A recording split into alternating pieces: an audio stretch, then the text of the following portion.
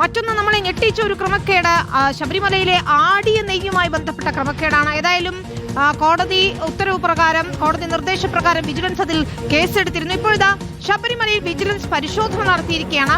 സന്നിധാനത്തെ Devaswom board ഓഫീസിലും വഴിപാട് കൗണ്ടറുകളിലുമാണ് പരിശോധന. ഗോകുൽനാഥാണ് ചേരുന്നത്. ഗോകുൽ, 36 ലക്ഷത്തിലധികം രൂപയുടെ ക്രമക്കേട് നടന്നിട്ടുണ്ട് എന്നതാണ് മനസ്സിലാക്കാൻ കഴിയുന്നത്. മറ്റെന്തൊക്കെ വിവരങ്ങളാണ് വിജിലൻസ് സംഘം ശേഖരിക്കുന്നത്?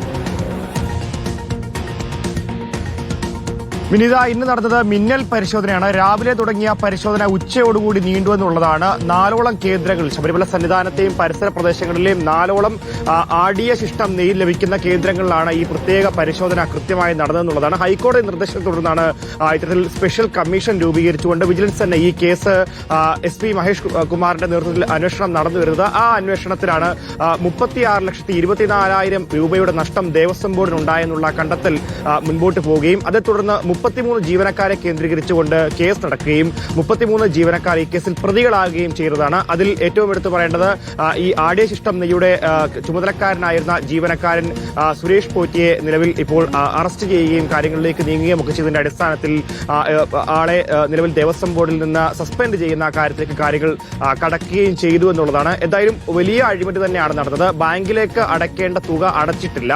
തുടർന്നാണ് ഈ ആടിയ ശിഷ്ടം നെയ്യുടെ കണക്കിൽ 13,679 പാക്കറ്റുകൾ നഷ്ടം സംഭവിച്ചുവെന്ന് മനസ്സിലാക്കുന്നത്. സ്വാഭാവികമായും ശബരിമലയിലെ ഏറ്റവും പ്രധാനപ്പെട്ട വഴിപാടാണ് നെയ്യഭിഷേകം. ഈ നെയ്യഭിഷേകം ചെയ്യാൻ സാധിക്കാത്ത ഭക്തർക്ക് ആടിയ ശിഷ്ടം നെയ്യ് 100 മില്ലിഗ്രാം പാക്കറ്റുകളിലായി വിതരണം ചെയ്യുന്നതാണ് ദേവസ്വം ബോർഡിന്റെ ഒരു രീതി. ഇതിനായി 4ഓളം കൗണ്ടറുകളുണ്ട്. ഈ കൗണ്ടറുകളിൽ നിന്നാണ് 13,000-ഓളം പാക്കറ്റുകൾ നഷ്ടപ്പെട്ടു എന്നുള്ള വിവരം ആദ്യം വിജിലൻസ് അറിയുന്നത്. തുടർന്നാണ് വിജിലൻസ് ഹൈക്കോടതിയെ സമീപിക്കുന്നത്. അങ്ങനെയാണ് ഹൈക്കോടതി സ്പെഷ്യലായിട്ടൊരു കമ്മീഷനെ രൂപീകരിച്ചുകൊണ്ട് അന്വേഷണം നടത്തുന്നത്. ഏതായാലും മിന്നൽ പരിശോധനയിൽ വ്യാപകമായി ക്രമക്കേടുകൾ കണ്ടെത്തിയിട്ടുണ്ട് എന്നുള്ളതാണ് അറിയാൻ സാധിക്കുന്നത്.